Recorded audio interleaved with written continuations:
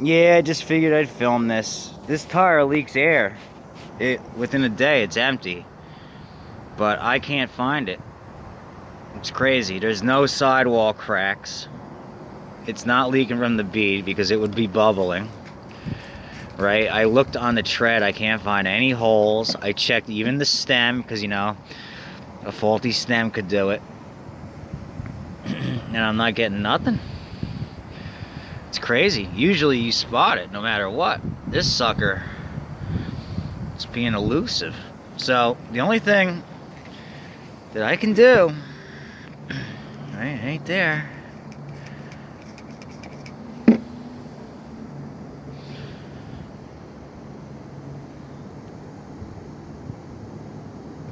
Nope. The only thing that I think I can do is I'm gonna pop the bead and I'm gonna put bead sealer on and hope that that's where it was leaking from, because this sucker,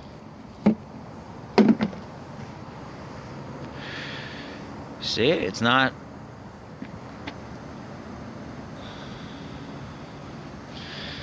If it was leaking, it would bubble up. You would know right away. So it's either really, really slow. But if it was that slow, how would it be empty within a day? Yeah, see, do the sidewalls on this one too.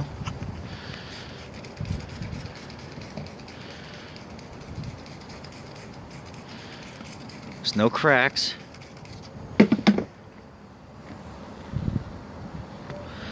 I've never had one where it was this hard to find it.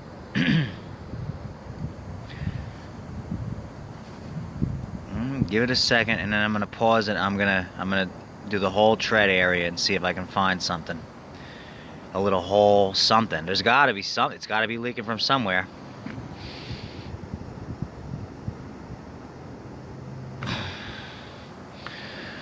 There's always an explanation to something. So far I can't find it, and that's a very rare thing. This tire is in excellent condition, but it loses air fast. Within a day, it's empty. So it's got a problem somewhere. It must have a hole. It's got to be. It's either it's got a hole or it's leaking from the beads. But I don't want to go popping the bead off and then putting bead sealer if that's not even the problem. So this one's got me. This one's got me. Hold on a second.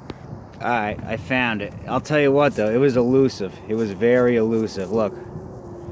See how it's bubbling right here? It needs a patch right there. There it is. It's a tiny little pinhole. See it? That one was really hard to find. So, see, they're not always easy to find because otherwise this tire is immaculate. So, but that's easy to do. You just take the, well, those that don't know how, actually, I'll show you how you patch a hole like that. How you plug it. I'll show it. It's easy to do. Let me go see if I have hopefully a set in my truck. Alright, ladies and gentlemen, watch and learn. Ladies too, this is important to know how to do in case you get stranded on the side of the road with a tire that has a little hole because you maybe ran over a nail or something, a skrill. There it is. It's a tiny little pinhole. First thing you do is you get this. It's the reamer. You stick it in there. You ream the hole out so it's large enough to get one of them in there. So I'm gonna ream this hole out. I can't do it with two hands. I can't do this with. I gotta do it with both hands. So I gotta put this down a second, and then I'll show the next step. All right. Hear how it's leaking faster now? That's because I reamed out that hole. Next thing you do is you get this piece, and you run one of these things through it. I'll show it. Hold on.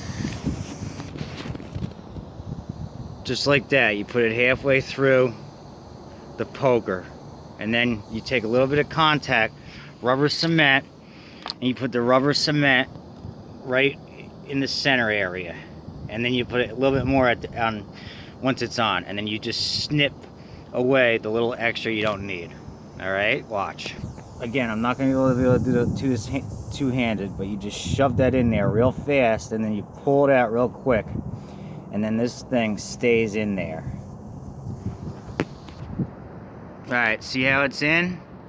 Now I'm gonna snip away the extra, and then I'm gonna put a little contact cement around it just for good measure, and that's it. It's done. It's filled. And then I'm gonna put a little black marker on that so you can't see that that was plugged, because otherwise this tire is in excellent condition. Okay? If for some reason you run out of contact cement, because it seems like the rubber cement is what runs out first, it'll most likely hold without it, but it's good to use it, because a lot of times in the kit the rubber cement is what runs out first or goes bad first. The rest of this stuff will last, you know, the tools and this stuff, as long as this stuff stays sticky, will work a long time. Alright, there it is. I added probably a little bit more contact cement than you would ever really need. Once it's dry, I'll just go over it with a permanent black marker and you'll never even see that. That's it, tire's repaired. I'm gonna put it at 10 PSI, 10 PSI in the other back one. The two front ones get 14 PSI, and then it's fixed. That's how you patch a tire. Now it's fixed. Thanks for watching. If this helped you, please subscribe. Give me the thumbs up. Leave a comment down below. And I'll see you on the next one. Coming soon. I've got an interesting fix for this steering. I already put a new bushing in, and there's still play. I came up with a way to fix that, and a way to fix it where you don't have to buy that bushing anymore, unless it's really wallowed out.